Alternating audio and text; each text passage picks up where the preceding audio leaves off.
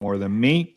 We are live on the YouTubes and the Twitters for a special episode of Trends with Friends with some dear friends that I don't get to see that often. JC, we killed the technician for today. Today's not about technicians. And no, JC's super busy on his own today. But Stockwood started something today called Nvidia Day. Maybe that's the top. Some people said, "Well, if you're having a Nvidia Day, isn't that the top?" And I had to say, it's a little less stupid than GME and Apes and Laser Eyes to be talking about one of the fastest growing companies of all time. Definitely. We'll talk about some strategic issues and capacity issues and cyclical issues here. But joining me today, obviously, Phil Pearlman, who will take over moderation pretty soon. Hi, Phil. Phil can't talk. He's sweating. He just went for a run, and even if he talks, a little schwitz. It was a little hot outside. I was expecting 70s. It's like 80s. My friend, you don't know hot. We're in Dallas. Yeah. Well, what do you got? What's up there now on the temperature board? It's going to be 98 today. Oh, 98. That's like balmy. 15 degrees hotter. That's balmy compared to Houston. Phil's just going to continue to sweat during the show. Profusely schwitzing. Don't get alarmed if he takes off his shirt. The patchwork chest is due to a lot of hair testing and removal, a science project, not related to AI, just related to chimps. All right, so Phil's here.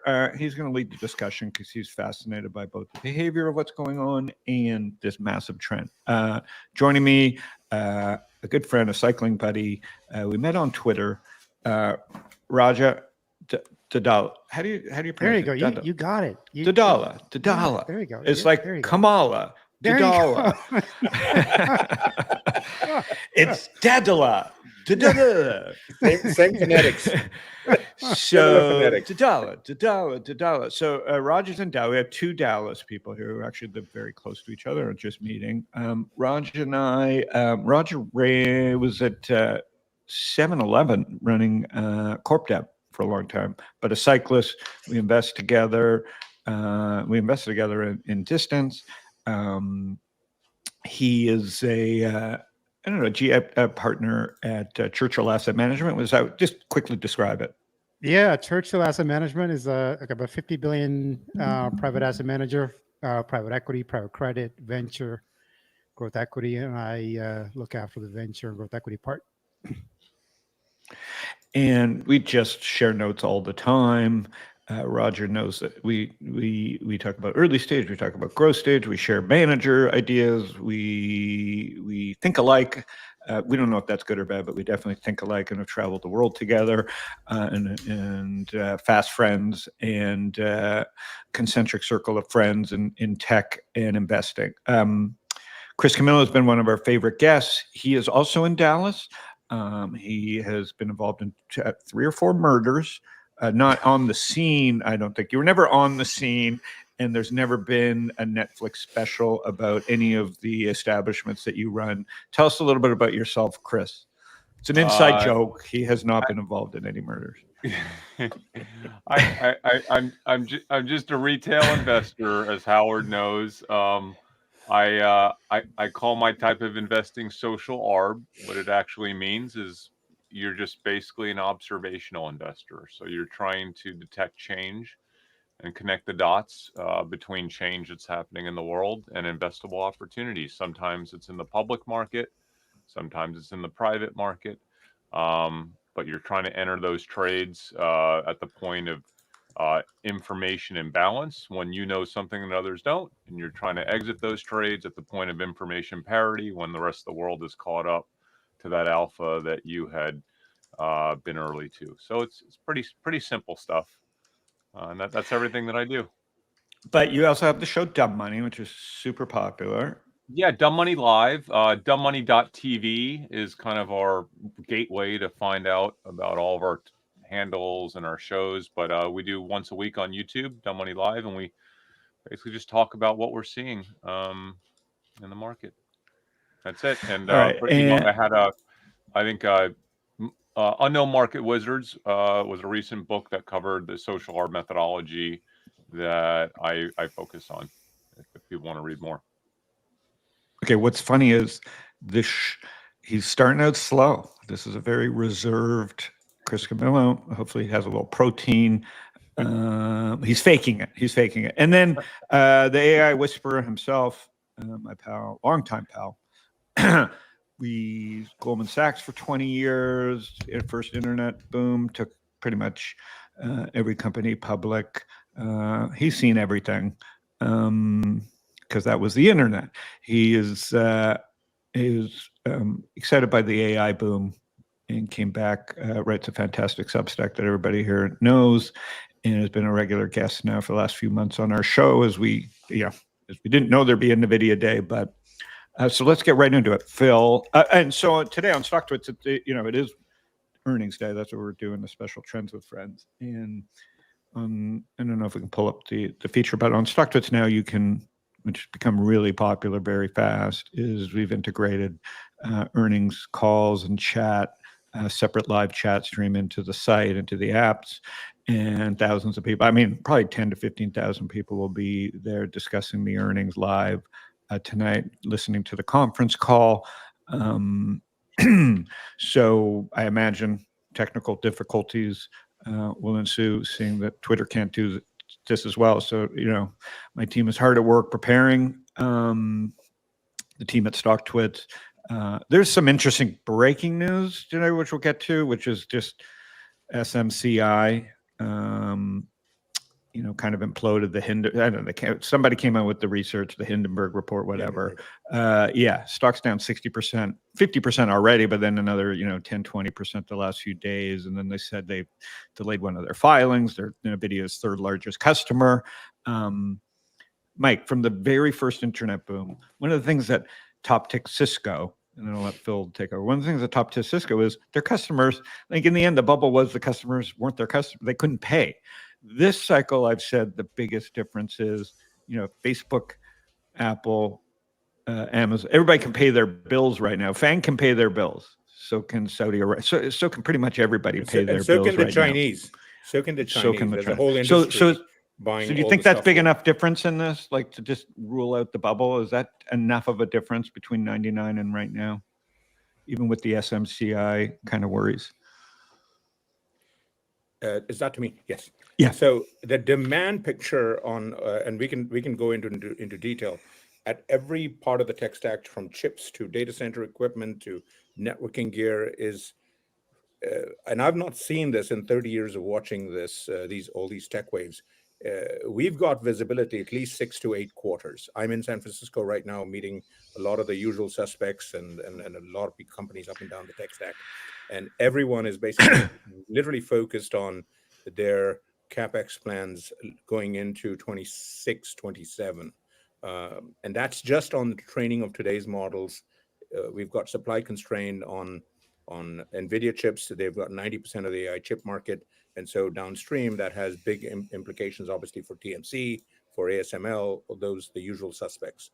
And so secular-wise, yes, we have fair bit of visibility. The negative for the people who are looking for negatives is that tech stack, the equipment companies, typically, there are always going to be ups and downs in terms of quarter by quarter shipping components of this chip versus that chip, this equipment versus that equipment.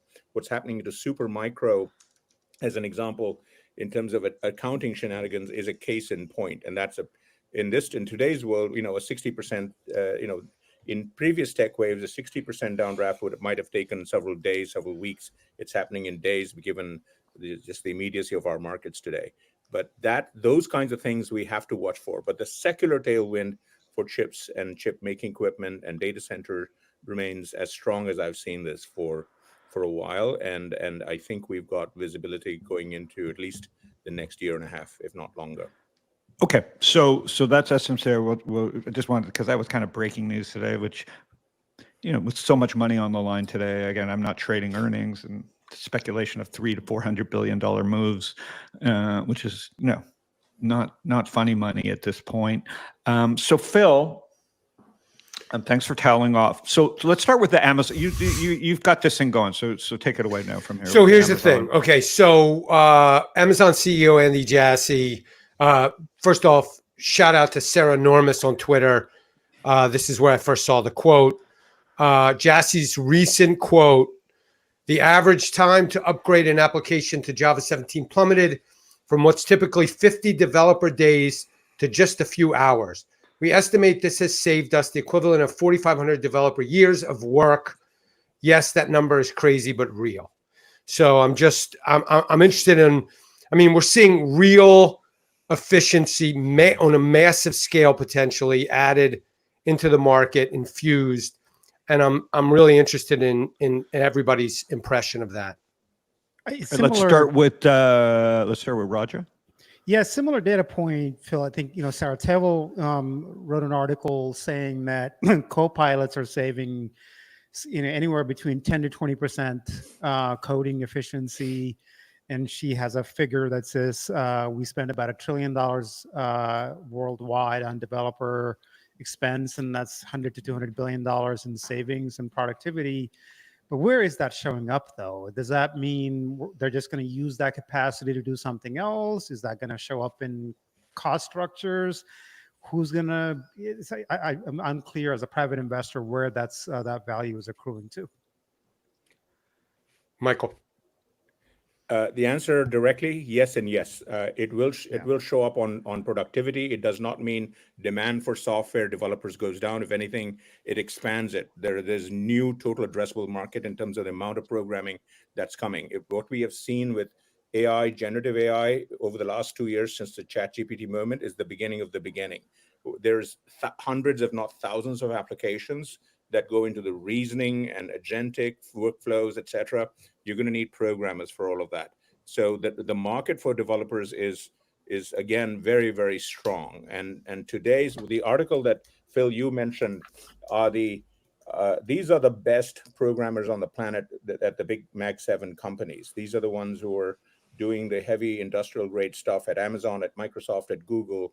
And yes, for the last year and a half, as you mentioned, for the last couple of years, this was actually the home run for Microsoft in terms of Copilot GitHub over the last couple of years. It's the one area that we can point to that AI makes a difference. It augments productivity from the worst programmer to the best programmer, 10, 20, 30, 40%. Sarah's numbers are on mark. I've seen numbers even higher at 40, 50%, talking to a variety of folks like Replit and other people. And what we're seeing on the programming side of the programming assist side of it is the beginning. What we're seeing today is just how this is impacting actual deep programmers across the tech stack. What we're about to see over the next 2 or 3 years is how the AI technologies are going to make all of us programmers. So in other words, there's another 1 million to 2 million at least programmers who are not well versed in generative AI. Howard, you and I are not about to become programmers, are we? No, that's what I'm saying. But the one thing I just want to point out for you, me, and Chris, because you will be able to generate within a couple of years an app through some text and visual prompts that will at least be very good sketches of apps that will help you run your restaurants or bars. And then you'll be able to give it to your tech people and they will iterate and make it scalable. We are seeing an ordinary language basically becoming the programming language for 8 billion people. So let's conservatively say 1 billion people. And I will chime in to say what makes Jensen Huang different to me, or however you pronounce his name, I apologize to him. Jensen Huang, yeah. Yeah, Jensen Huang. What makes him special to me is just a couple of the quotes. When he, as a humanoid, as someone who doesn't understand coding, can't speak other language, even though I had to go to Hebrew school and they threw Yiddish, French, English, Hebrew at me before I was 10 years old, and nothing stuck except math. Nothing stuck to me except math. So, that was my special purpose, simple math. But coding wasn't interesting to me. Engineering's not interesting me. Flashing things seem to be flashing prices. So in a world where Jensen said, finally, what spoke to me of the way he explained it to me is what you're saying, Mike. I know it's not necessarily for me, but to be able to replace that engineer that I always I used to say, hug a designer, I used to say punch a banker, hug an engineer. And now I say punch an engineer, hug a designer. Right. So we went from this world where I hated bankers, financial leverage, to social leverage. And now we've exited this era of social web, death of social media, to the point where it was a fantasy. You were going to talk to, he had 5,000 friends. The real thing is, how do you build product? And so now the design is more, or the prompt is more important than the actual engineering. That is what excites me about Nvidia, is to be a business person again matters. Chris, you're a business person in Dallas. You go from tech to running club bars and restaurants. Being an entrepreneur shouldn't just be about, can you code, right? And so there was this huge misdirection of Web 2 around software engineering. Everybody went to Stanford to get an engineer and build an app. In the end, let's be crazy. That's silly. What's going to do, the only thing that can destroy the App Store is apps not becoming that important anymore. So, Chris, what do you think about all this, and how do you think about? So, you're right, Howard. As kind of as an investor that is deeply involved with just numerous businesses across every sector operationally, right down to, I'm headed to my new restaurant bar, after this show to meet a city inspector. The limiting factor has always been labor, right? The limiting factor has always been labor, and people just don't understand the importance of that bottleneck and the degree to which our civilization will change if we're able to break through the bottleneck that is both white collar and blue collar labor. And that's exactly what this thing that we call AI is all about, right? So the three biggest things that I have benefited from as an investor is I was able to see and monetize the internet revolution right around 2000, right? I was able to do the same thing with the smartphone revolution. I saw it, I acted on it. I did the same thing in the early days of cloud computing, specifically with Amazon and then later with Microsoft.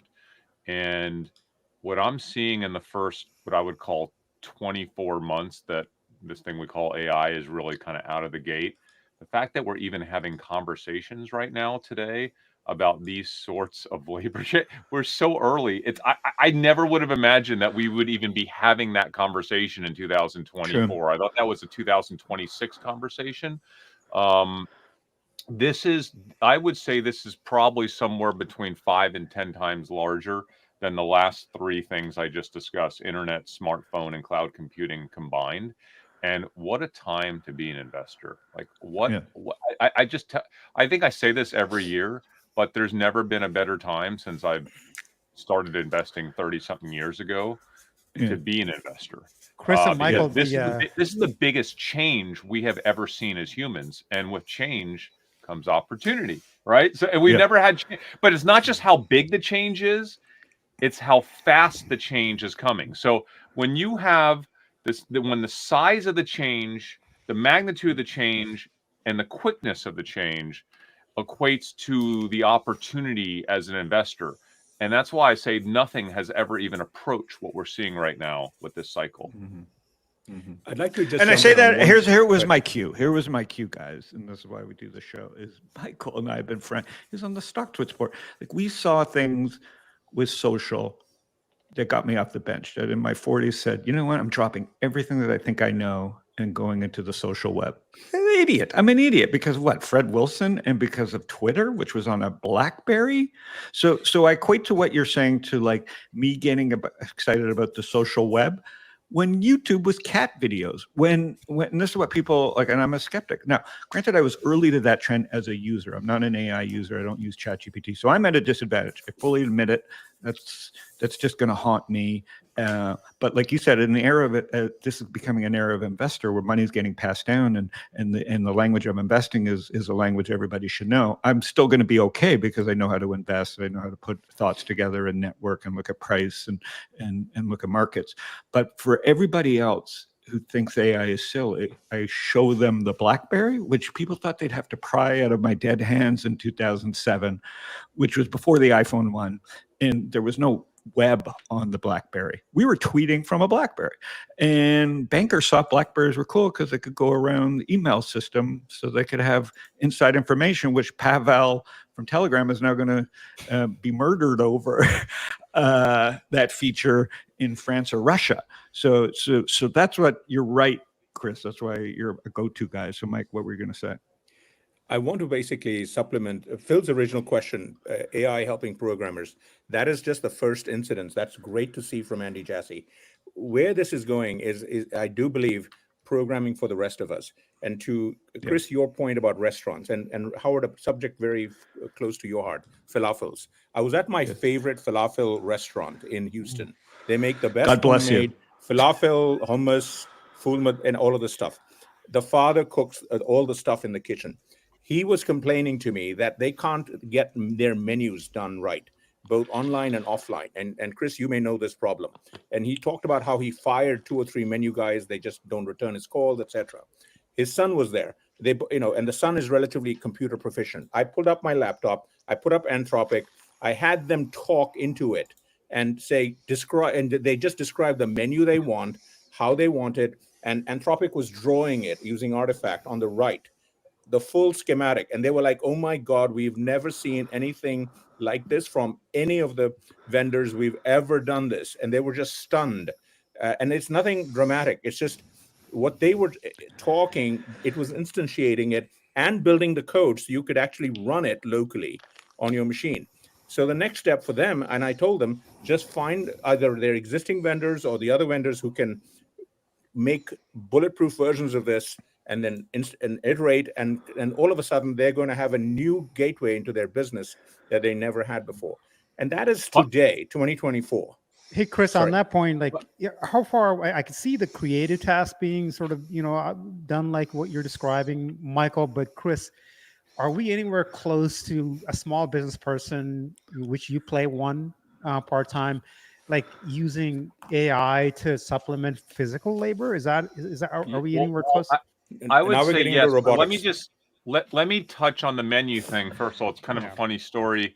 We had such an issue with online menus and menu integration that we were so disappointed by the software out there. Well, we didn't have AI yet, but we actually started our own menu software company just for our restaurant and our friends' restaurants called Captive Diner.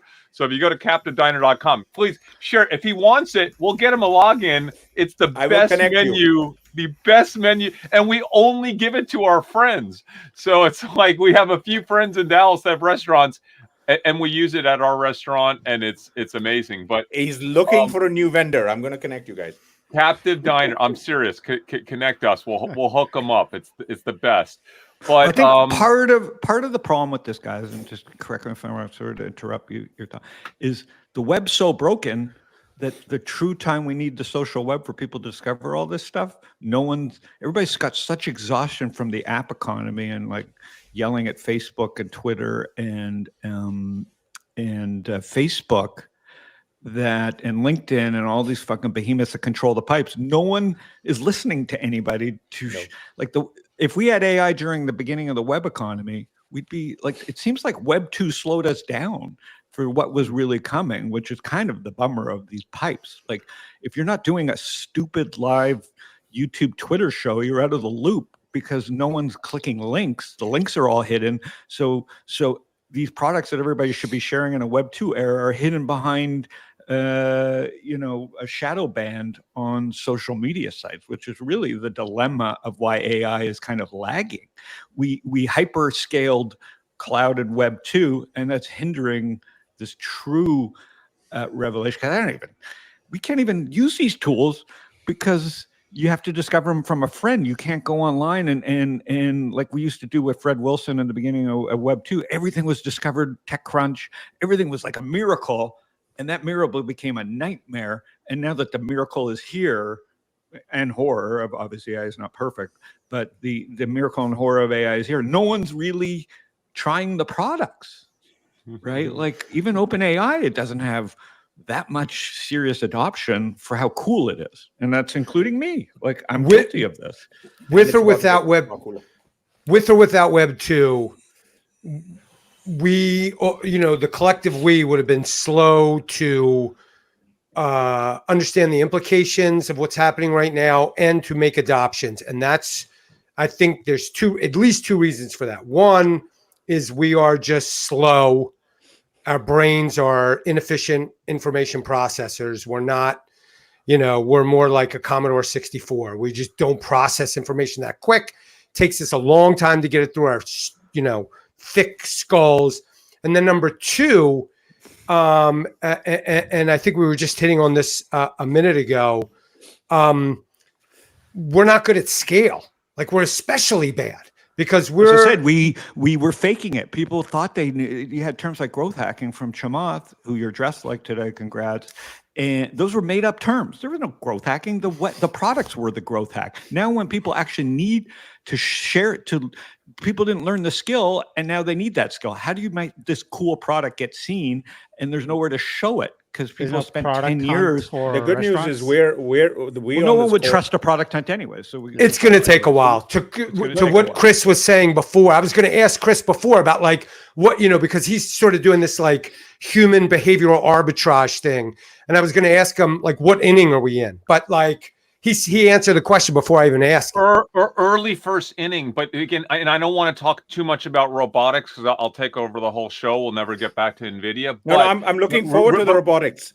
All right, but really, I combine robotics with sex. I think I want to directly answer the restaurant robotics question. Yes. My favorite humanoid CEO, Jeff Cardenas at Aptronic in Austin, promised me that within single-digit years, not double-digit years, I would have a humanoid in my restaurant kitchen side by side with other chefs, like preparing chef? Like a humanoid, a full humanoid chef with single-digit years. You just wrote the Bear season 5. You just wrote the Bear season. Yeah, 5. I mean, here's what's so crazy, guys. Like, I have 70 employees at an independent restaurant in Dallas, and the majority of those employees should be doing something more interesting with their life in 2024 than the thing that they would normally be doing the next 20, 30 years working at my restaurant. Have you met my son? Have you met my son?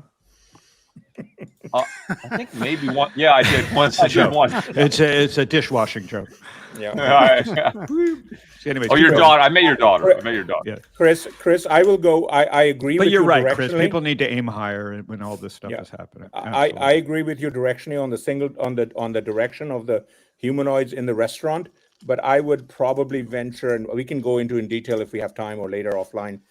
It's probably a little bit more toward the double digit rather than the single digit. I have a whole bunch of reasons for that. I think for allocation of resources, I probably agree with you. Not because we can't get it done in single digit years, but because there will be a better use for the humanoids that we are able to produce than being in that particular role. I will jump in. I'm going to recommend everyone go to Chris's webpage. He has because if we may not get to robotics on this call, so I do want to recommend that the thread that Chris has. It's a 15-point on Twitter on robotics, and it's a very well organized in terms of a thread on why robotics is going to be very, very exciting. And I agree with you directionally on all of it, especially the first 10 points in terms of how many vertical segment market opportunities there are. My only point on it, because I've lived with technology for 30 years, technology scales, human life scales far less. And so it will always take longer. So I would say, because everything you have is in the next 3 to 10 years, I would add another 5 at least to that. That's my only point on robotics and humanoids. And we can talk about it at length. And the one area specifically, because it's actually more applicable to robotics today, is AI and robotics today need data, customized data, massive amounts of it. And especially in restaurants, especially humanoid robots, the data barely exists. This is why I think Elon was going to take a lot longer on his Optimus, because he does not have the data sources today. He will get them. It'll take another 5 or 10 years. I want to stop there. No, Thank just you. as AI has a sense of humor. As that robotic post you had, Twitter AI had Donald Trump's stock falling, media stock falling below 20, trending right next to your robotics post. So the world is indeed round and sane at some points. Even in an AI world, it picked up that trend is over. Yeah. AI is here. People with data are in control. People have this is the best time in life if Jensen Huang is right and programming becomes not a language like Chinese to most, where people can uplift themselves with their brain and with their network. And so, and the other thing that everybody keeps overlooking in all the doom and gloom is the money printer go burr, and we're at a green toner. All these things that we make fun of have really why we have this innovation, right? Without this cash that was dumped, sure, we have such misallocation of capital, which, Raja and I talk about all day long, and who we're going to give money to or allocate money to. So the money printer go burr is one of the worst things that's ever happened in terms of entitled society and rich Americans and now rich Chinese and rich Arabs and however you want to make fun of the rich and Chamath and all in podcasts and power, but you can't stop the machines. But if I were to have Brad Feld on the show, and he would love to come on to talk to this group, he told me 20 years ago when he invested with me, is like, the machines are going to fucking come. MIT guys, like, the machines are coming. He goes, I can't believe I'm using a keyboard and a mouse. And this is like 2006 as he gave me money for my fund. And he goes, I don't even know, you're in it. Like, tech is, we're out of business. We're all out of business. He was so far ahead of this. And they're here. And we're still kind of using a keyboard and mouse despite all this. We're still kind of using a keyboard and mouse for 90% of our computing, despite AI, which is another thing. There are only three major innovations in user interfaces in the last 30 years. Command line, which is typing in stuff, graphical user interface, which is the mouse and pointing, and multi-touch on your phones. That's it. And now voice is coming. That's the fourth one potentially, but it's early days. And Chris, I think, has some points on UI that I want him to go into, because we are at the beginning of trying to figure out how to deal with AI, and we haven't found the right interface. But on data, I think that's a really important discussion topic, because as this has been discussed, there's really only these 2 points of data that we can really scale out for learning. One, synthetic data, which is really important, but the other that everyone keeps talking about, and I've been talking about this for almost 2 years, is visual data. Visual data is incredibly important, and the way that we get that visual data, even if the humanoids aren't ready, is by deploying the robots to start collecting visual data from different perspectives, from human perspectives, right? Because we just don't have the visual. When we think about visual data, we think about YouTube and TikTok and this and that. Like, that's not the visual data we need. We need in-life visual data and not security cam data. We need interactional visual data, a massive amount of it. So I think getting those bots out to start collecting that data sooner than later is going to be really important. You're going to have a revenue source on your restaurant that you don't expect. You will be offered by companies and startups.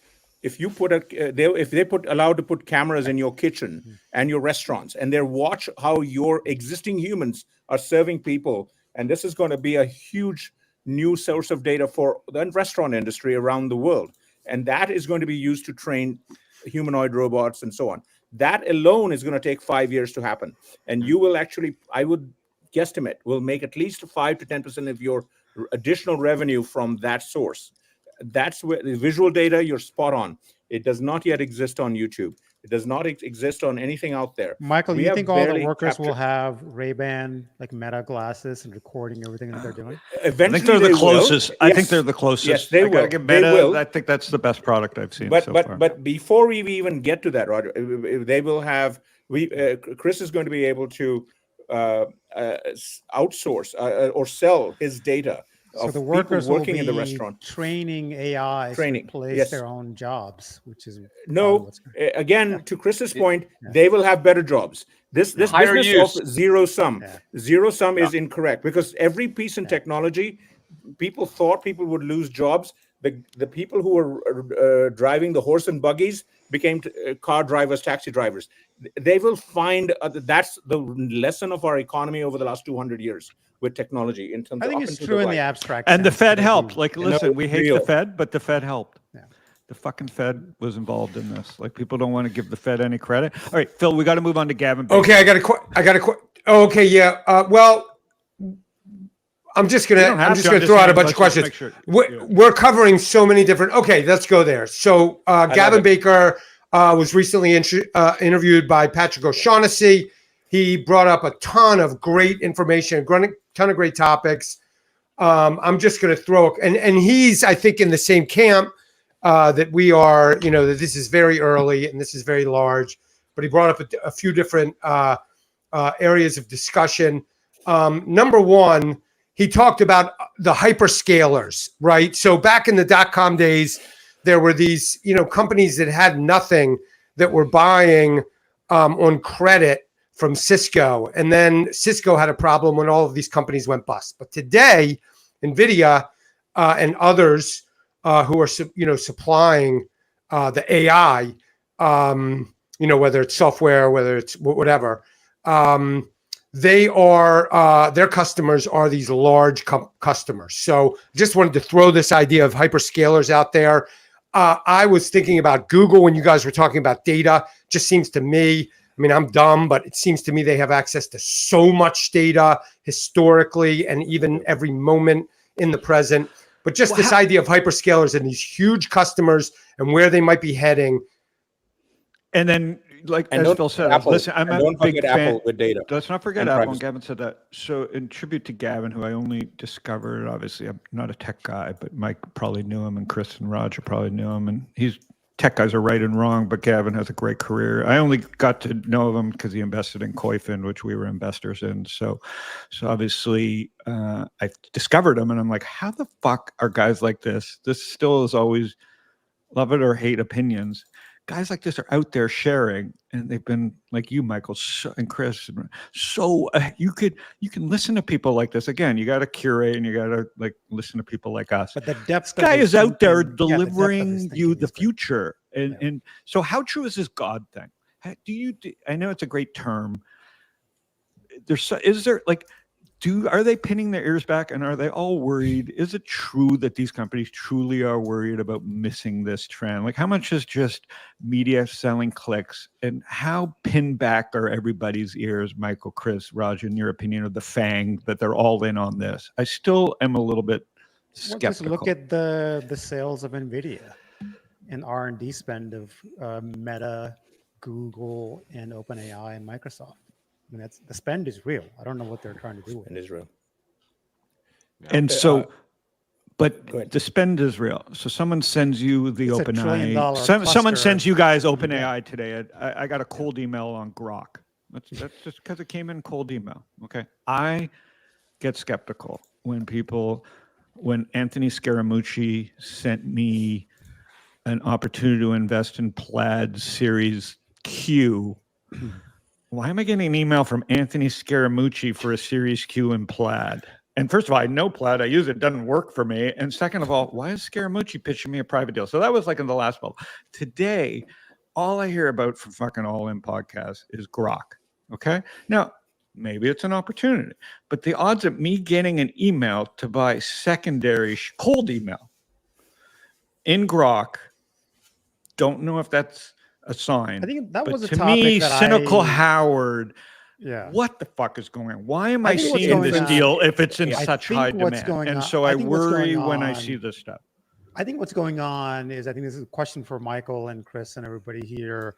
It's clear that there is spending. The people want these GPUs. People want, semiconductors, and there's only one company that's able to supply them, and they can't make them fast enough. And clearly, the industry, there's demand for some alternative of that. There's only three companies, right? ASML, TSMC, and Nvidia. So there's definitely room for other opportunities and other architectures, other companies. Whether that's my understanding of that is you can't just make that happen in 6 months. That takes, the ramp is like 5-10 years. So 5 years minimum. Michael, like what's going on? Like, are there going to be alternatives to Nvidia, ASML, and TSMC? Unlike other tech. Because I've heard Grok, and there's others, Howard. There's a couple. Well, Grok others. now has competitors. If you talk to Mike, There's there's Israel, next Cerebrus. Israel is not, There's at least 2 dozen that I'm tracking around the world. Israel is very key.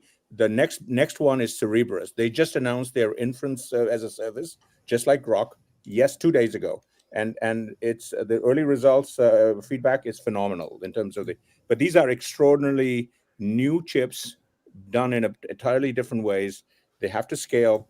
Chips, as you, to your point, right, it takes at least 3 to 5 years to take something that looks good in the lab, looks good in a few experimental customers, and then to really scale it. At least 5 years. This is why Intel is down 40%, because even though they see the opportunity for inference chips and training chips, etc., to do that, to build a foundry, it's just extraordinarily heavy lifting. And so Cerebrus is out there. They just so my point being, all these competing chips will get a small pieces of the pie, but they're nowhere close to replacing. But is the demand real, Michael? Demand is very real. Demand is beyond real. Let me just put it that way. It will ebb and flow quarter to quarter. But if you look at it over the next 2 or 3 years, when we on this call are talking to AI machines and talking to our watches and this thing giving us advice, and all that requires compute. How about governments? Governments today are great question. Governments are all over AI today. Every government is convinced, I think wrongfully, that they need their own sovereign AI. Nvidia is doing over $10 billion last quarter in sovereign AI. We'll look for the data line today when they report, and that's an opportunistic revenue item.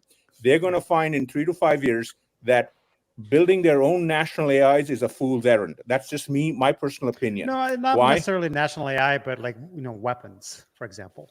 That's the second market. Defense is a whole different bucket than the sovereign AI market that I'm talking about. That has nothing to do with defense. So defense the demand is real from all the sectors. Demand on the defense side. We are going from basically horse and buggy to machine guns, or we are going from biplanes to Spitfires in 20 years. In every weapon system on the planet, F-16, F-35, aircraft carriers, they're all obsolete. We're seeing it in Ukraine. And that means when you've got a global defense budget in the trillions, all that tech has to be built. Where do you think the chips are going to come from for all that tech? Right now, there's only 2 or 3 sources. There's only 2 or 3 sources today. And Grok will have a piece of it if they're smart. And maybe they're bought up by Anduril. I don't know. I'm just making stuff up here on that part of it, but this is a secular wave. But guys, I think it's extremely important when we have these conversations for most of the people that are listening, because I think everyone goes right into, is the demand real? Are they going to continue buying it? People do not talk enough about the foundation of why. Why is the demand real? Why are they spending the money? Again, I kind of hinted at it earlier. The same way that back at the birth of the internet and then later on assisted by the smartphone innovations, the biggest thing that did, I think, for the world was bring us highly efficient targeted advertising, which sounds kind of stupid. I mean, how big is that world? But that's all of Google, right? It's 90% of Google, the world's largest company, basically. That's all of Google, most of Facebook, and most of most of Facebook. 2 of the world's largest companies is all advertising. And all I talked about in 2000, 2001, 2002 to every single person I knew was they thought I was crazy. I was like, guys, you don't know what this is going to do to and they're like, advertising? Why do you care so much about? I'm like, it's not the advertising you think. It's the advertising that we've been talking about the last 25 years is not the advertising of the next 25 years. You don't understand how this is going to change the world. But this is so much bigger. We are now rethinking labor and intelligence for the next 50 years. We are reinventing what labor is.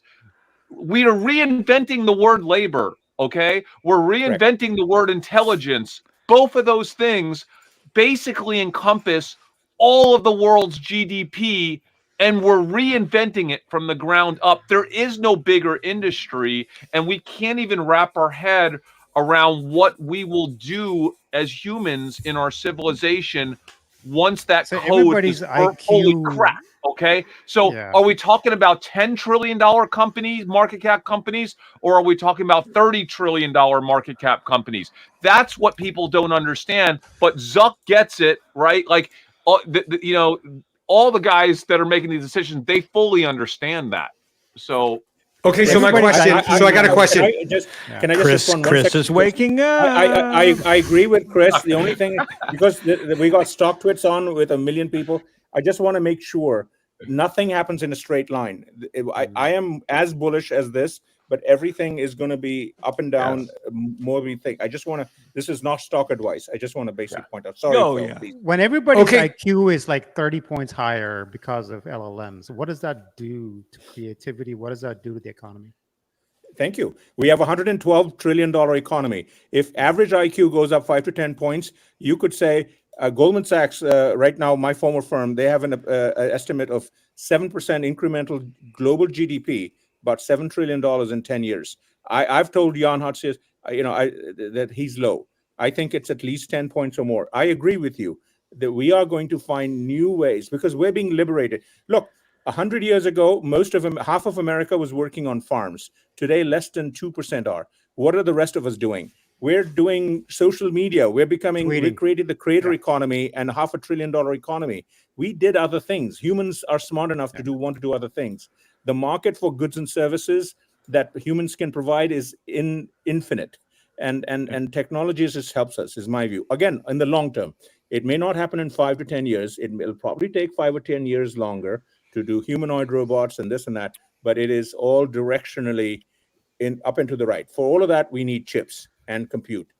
It takes at least 5 years to build it. Nvidia has, for better or for worse, the lock, and that's why they're directionally in the right place at the right time, more than almost any tech company I've seen. This is a good chart from PitchBook. As a private investor, Howard, this is the chart that kind of makes me worried a little bit because I think everything that we've said is true, but I think the key insight is this isn't a straight line. Everything that we were super bullish, long term, but there's going to be a lot of roadkill getting there. And if you're allocating to privates today, 42% of all new unicorns are AI. And seed prices for AI startups is like 3 times higher than a regular median startup. And the cost of running it are 10 times higher. Correct. I think the benefits. And it's all variable cost. Yeah, the deflation, promised by AI, it's gonna come. It hasn't come yet. And but the risk to enter this game, like I'm out of the game. The timing. I'm out of the game. I can't be in the game. The timing of this, I don't care what you say about the future, but a $50 million pre for a no product company. I'm seeing it every day. Yeah, I'm seeing it every day. And I have to say no, which is what Chris and I go to about the investor world. Like, luckily I have the skills of the public. So everybody's now moved to the private markets. And I'm like, hey man, there's 500 small caps that are under $1 billion are probably growing faster than any private AI company that you can buy. So it's like everybody's zigged over here. That's why the public markets are doing well, right? Because you're paying too much to be too far ahead of the curve in an interest rate environment that isn't conducive. Meaning we want all this to happen, at least the good parts to happen. But I'm glad we're seeing in the private markets, are doing it. I'm glad people are doing it. I think I said this goes to the Fed. In the end, if the Fed doesn't do what they're doing, people aren't losing their mind. So you get this tremendous misallocation of capital. And I've always said, like, if it wasn't for crypto, inflation would be 10 times worse. Also, you should thank the people are sovereign burning wealth, their like, money in NFTs instead of spending it on Porsches. So in the first internet bubble, you had the movie Wall Street, which everybody was like, buy fancy stuff. Yes, we have the world, you're buying Ferraris and LVMH, but they're also burning tens of billions in crypto on scams, which is an inflation killer at many levels. So it's kind of like the Fed created its own deflationary. To be honest, the Fed should be rooting for crypto to curb inflation even further, and it would further educate people of the miracle that is investing. But thank God they're not. But I mean, I don't know what the numbers would be if people weren't wasting their time on NFTs and losing money on endless supply things versus spending it on real goods. Can we talk a little bit about scaling laws and about what you've heard people are seeing behind the scenes? Because I keep hearing that no one's seeing anything to disrupt scaling laws with a lot of the AI chip kind of conversion right now. Like, do you agree with that? I've been in SF for a couple of days, just talking to some very, very smart people on that front at the key companies. And yeah, the indications are the scaling laws are very real, and they are going to stun us on the upside over the next 3 to 5 years. As Good or long as bad? the compute is there. Good. Meaning, What about the costs of producing the chips? the cost of producing, again, this is just more, that part is easy. We've known how to do this for 30 years. The costs, Nvidia, when they get the chips right, Blackwell right, they'll sell it for the same price, more or less, as the H100s. It'll just be 30 times more effective on inference or more. It's just the Moore's law is now getting turbocharged by at least 3x for the next 3 to 5 years minimum. Scaling laws are real. It's just that, to your point, Chris, scaling laws don't happen in a vacuum. You need huge amounts of data. That's why I wrote a big piece on data. I wrote a big piece on synthetic data just a couple of days ago. There's a lot of technical detail there. And the data, that's why I'm excited about silly ideas like, hey, your restaurants are going to provide the data, as an example. Data is going to come from a huge amount of places, and it needs to be input. You can't pull it like Google used to do. You need no, it's not. It's no longer off Wikipedia. There's. I'll give you one example, because Sam Altman tweeted this, and it's you should. I'm converting it into a mug, a sticker. He said, and this is just 3-4 days ago. It's in my post on synthetic data yesterday, 2 days ago.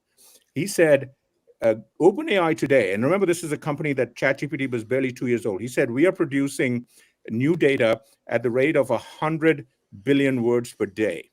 He said, all of humanity is creating 100 trillion words a day. And where there he's talking about 8 billion people talking and writing and doing everything every day. So that's the bid asked on the amount of data that people are doing. That's just their actions and speaking. That's not in their actions of moving and working in restaurants and working in factories and working in physical jobs. All that needs to be converted into data. That's what goes into the scaling of AI, that all these papers that Gary and others are talking about. That scaling is a 2 to 3 year effort, at least, to curate and put it together. So even though the computations go like this, the time to assemble the next generation chips are 2 to 3 years. The time to build the next generation of a gigawatt data center, 2 to 3 years. Time to build the data and curate it, 2 to 3 years. Time to train the next generation model, 2 to 3 years. That's why, even though the AI scales, the actual implementation at every stage across the 6 boxes of my tech stack take years. So that's the good news, bad news on this. But the reality is, to your point, Chris, the scientists are more than convinced that this scaling is real. And that's why they're looking to figure out how to get investors comfortable with these companies investing. Today, it's 15 billion a quarter. And next year, or next 2 years, it's going to be 30, 40 billion a quarter. And at some point, there's a limit. People want, hey, where's the beef? Where's the money? And that's going to be slower to come. So that's where the dislocations are. So as excited as people like us, the 5 of us are on this call on AI and robotics, recognize that this is all up and down. At the beginning of the internet, we talked about this. If you want to look up, Google Amazon.bomb in 2001 and 2002. In Barron's, Amazon was the cover of Barron's, right? Yeah. Amazon was down 98%. You could have bought all the Amazon you wanted.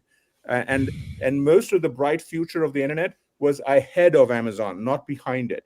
And that's where we are. We are barely at the beginning of the beginning. I don't even know if we're at the first inning. We're at the beginning of just kicking around the balls here. The game has barely started, is my view. I agree, and especially I'm still bewildered by how underappreciated and underinvested everyone is in AI robotics. It's mind-blowing to me. Yeah, like me I feel like AI robotics is where we were with a lot of this ChatGPT stuff a couple of years ago, when there's like 0.01% of sophisticated investors even knows anything about it.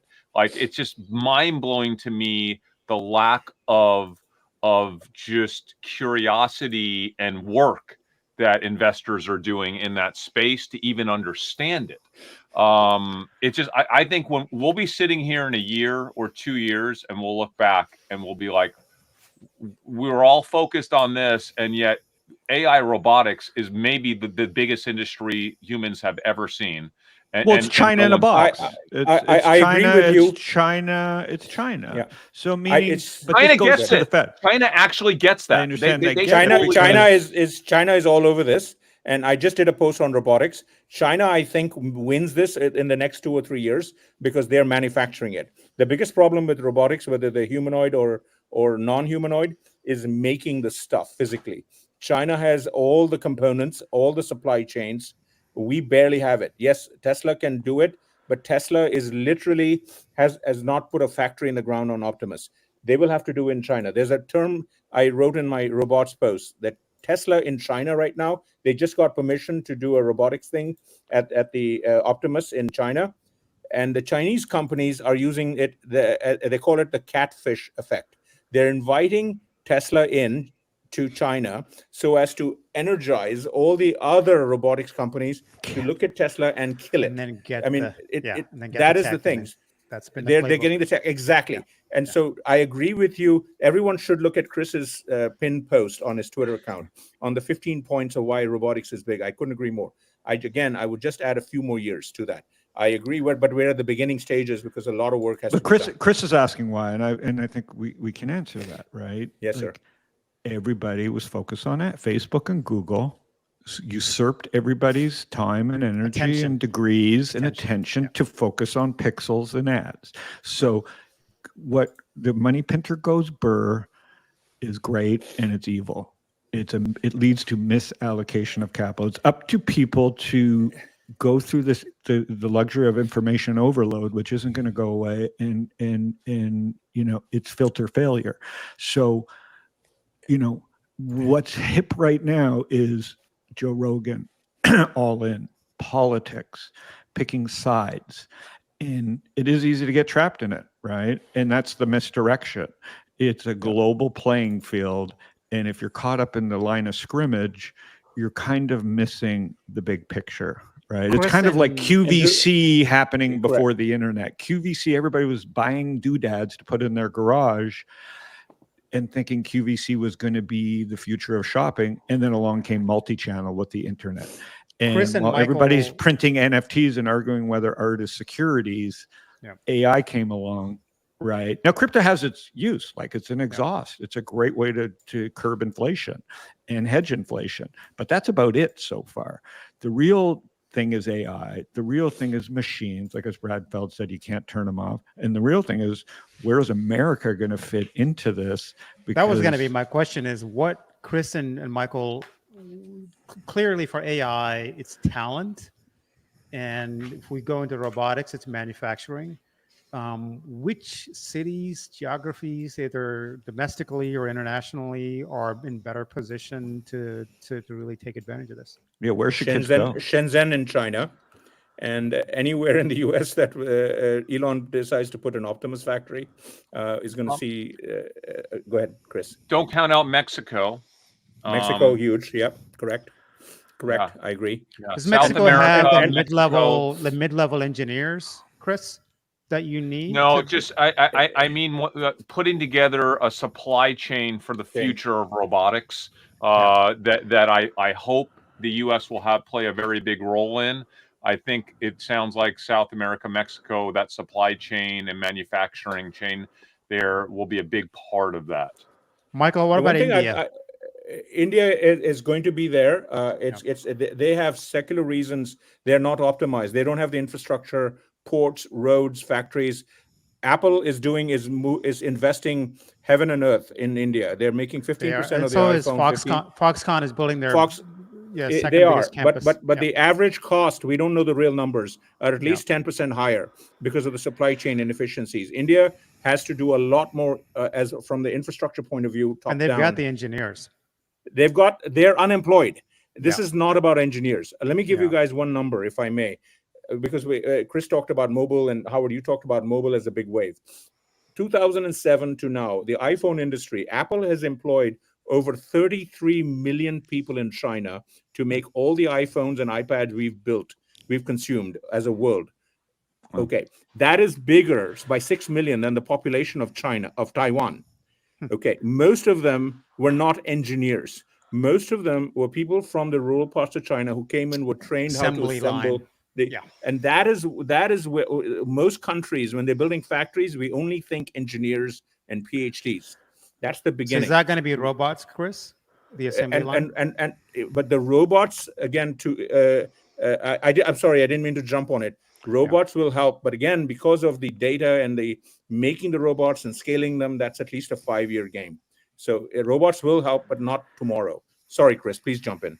No, I agree. I mean, I think honestly, the robots, it's everything. It's literally, it's a third of global GDP is the physical labor, and the physical labor is the one thing that we could pretty much all agree on needs to be eventually completely displaced, so we can have a higher use of human human labor in the future. So we're talking about $35 trillion a year in physical labor that needs to be displaced over the next 25 years, 30 years. I agree. Again, I'm going to be a broken record. It'll take 10 years longer than we think, only because of a lot of component issues, stack issues. Go ahead, Phil. Okay, so here's a question for everybody, because we're an hour plus in. And I just want to move it along. How are you investing for the next year, 3 years? Any wisdom around that? Yep. Chris, I know, but go ahead. Just talk about it. I built up a very large Nvidia position. Everyone in my community knows it. Starting in late 2022, it's grown to be very large today. On days like today, I spend roughly a small track home house build to hedge that position partially for one single day. And the reason why I'm doing that today with put options on my Nvidia is because if you look at ANF this morning, Abercrombie, they beat and raised, like I assumed that they would. They had one comment related to 2025. The economy might be a little shaky. We're a little worried about the back half of the fiscal year. Even though they beat and raised, the stock got murdered today, completely crushed. I think it's down, I don't know, 12, 13, 15%. It won't take much to really shake up Nvidia. If there is anything negative on the Blackwell release, if there's anything negative on margins, if there's anything even mistakenly said that is misinterpreted by the market, it could really be devastating temporarily for a company like Nvidia. So for me, I'm maintaining my long position in Nvidia. I foresee me having that position for years longer, not months longer, with hedging it on days like today, as painful as that is, when I think there's that high risk. I would second Chris's position. Nvidia has been a long time position for a very long time. Yeah, Mike, I remember you. Yeah. No, so my secular belief, just because of the tech stack, is so strong long term, not quarter to quarter, is that I'm saving the hedging money to buy if it comes down. So that's my methodology. But the one thing I will say is that if I'm looking for nitpicks as to what on the quarter they could, and sometimes companies like to throw out some kitchen sink bad news to calibrate, because it doesn't help companies to have their stocks always go to the moon. There was a great article momentum I wrote about is a thing. They've got an issue. They've got all their employees are millionaires. They've got green Ferraris in the parking lots. They've got to temper that. And so one way to do it is to bring up some negative things. And what are the negative things? Blackwell, that's 3 to 6 month delay. They could, I would not, I would, I would not be surprised to see them say, oh, Blackwell is going to take 3 to 6 months. We got overplayed some of the issues they've got with it, or describe it more. And that could temper the stock a little bit, even if they meet and beat, which I expect, they probably will. But my point is that the Nvidia, for now, despite Grok, despite Cerebrus, despite all the companies that are trying to build everything and around it on training and inference, is in a relatively demand secure place for several quarters. Raj. Yeah, so as an allocator to private, venture firms, especially seed and pre-seed, that chart that you put up earlier kind of worries me a little bit. If we think AI and robotics and all this is as big and as transformational as we all think it is, this is going to be a long game.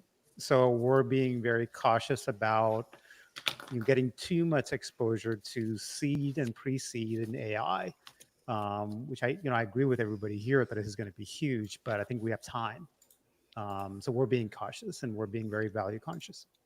Good. Chris, quick question to you. Chris, you say you get access to OpenAI 150 billion valuation today with your net worth. Do you allocate to that, or you just move on and invest in Nvidia? I'd consider it.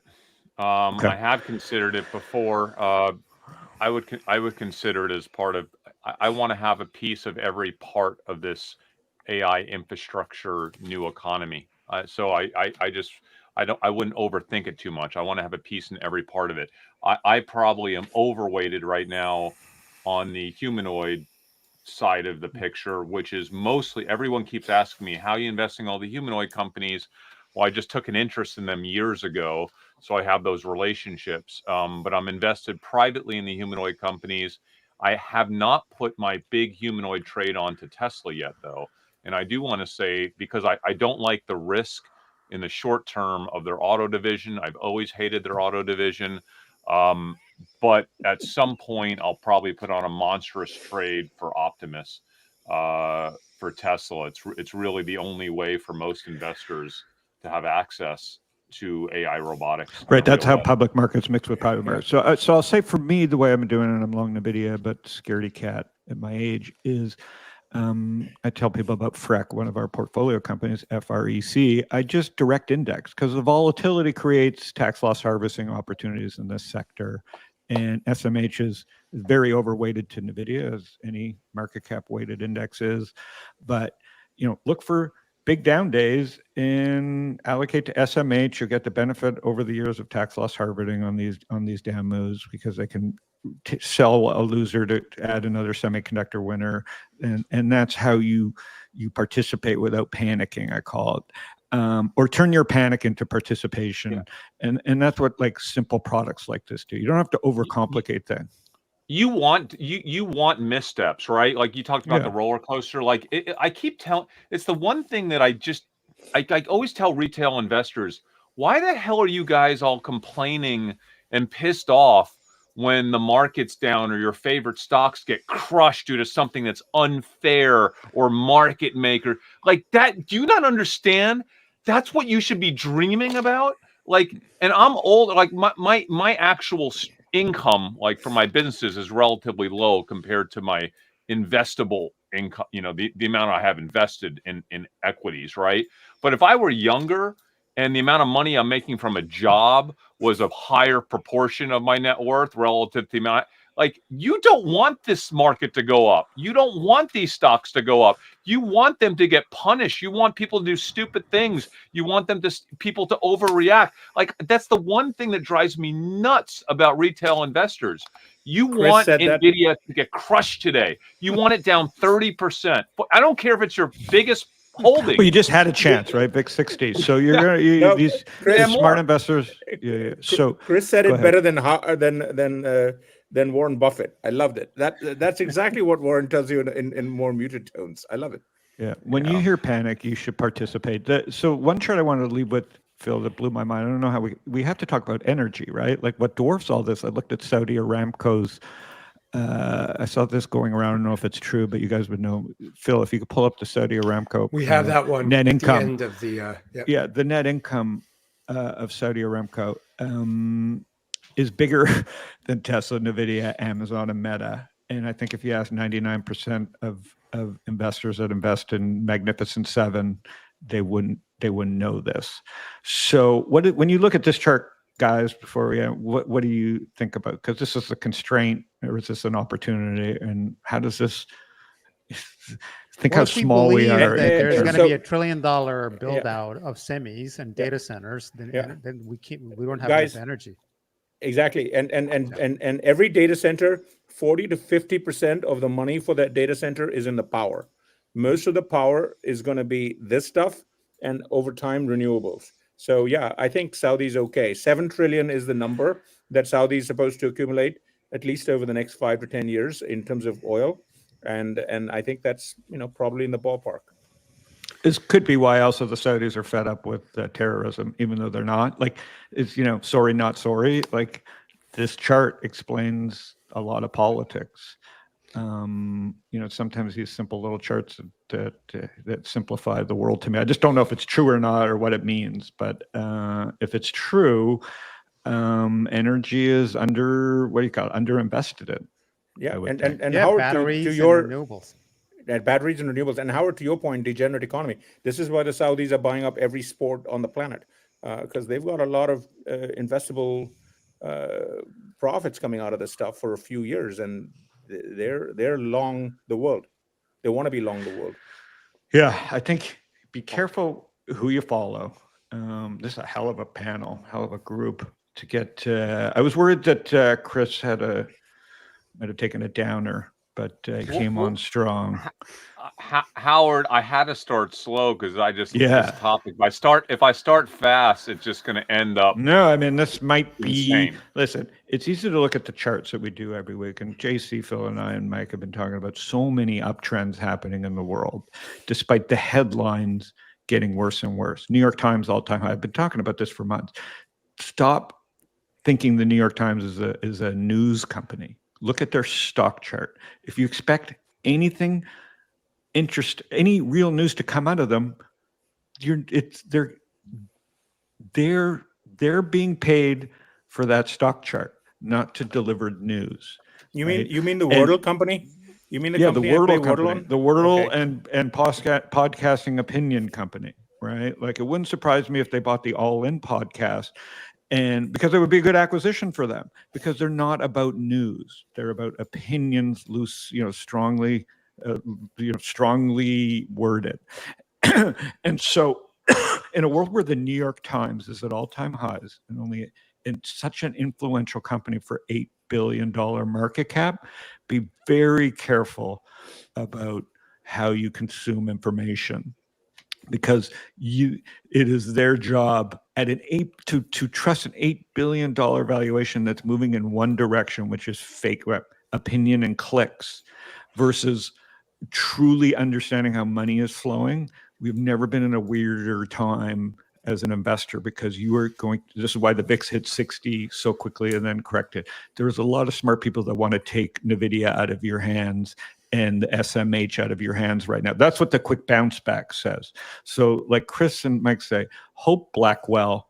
Hopefully they come out and say they misplaced the file. The Blackwell file's gone missing, They can't find the chip. and it's with the Coke formula.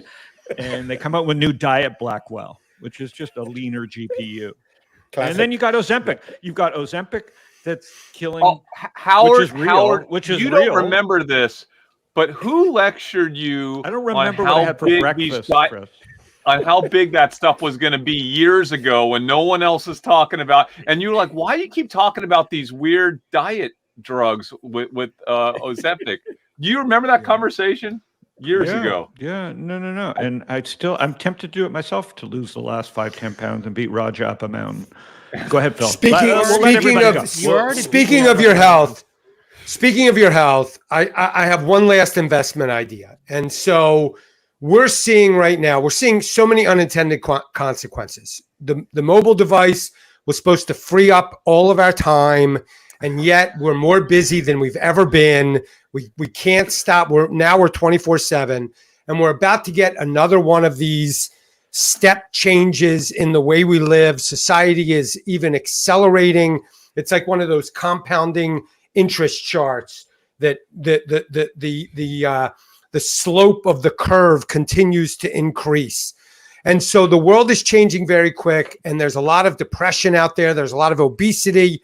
There's a lot of ill will, and a lot of, this whole political mess and all of that. And so my recommendation would be to invest in your health, because things are going to get even more wacky, way more wacky. And if you're able to keep yourself centered, take care of yourself, your metabolic health, get outside, get away from the phones and the computers and all that, you'll have a huge advantage going 10 years out, 5 years, 10 years out, when the world looks incredibly different than it does right now. What a Wise downer. words. Yeah. What a downer Yeah. you are. No, it's an upper. Get outside, Howard, move your what's body, your, exercise Howard, what's yourself, your- eat a steak. What's your sleep score last night, Howard? My sleep score was Ellen woke up at 4 yelling at me. So you guess my sleep score. I would say -4. You all know Ellen, so you don't want to fight with Ellen. All right, No. so earnings after the bell. What a great panel. We'll have you back. I think I learned a lot. So thanks, Phil. Let's hope they get destroyed so we can all go buy more. Yeah. So tune into the earnings on StockTwits. We got StockTwits Nvidia. We got StockTwits Store now live. But thanks everybody for coming by. Trends with Friends, everybody. Thank you. Subscribe on YouTube and share it, everybody. Thanks, guys. Talk to everybody. Adios. Thank you. Nice to meet you all. Thank you. Bye, Cheers. guys.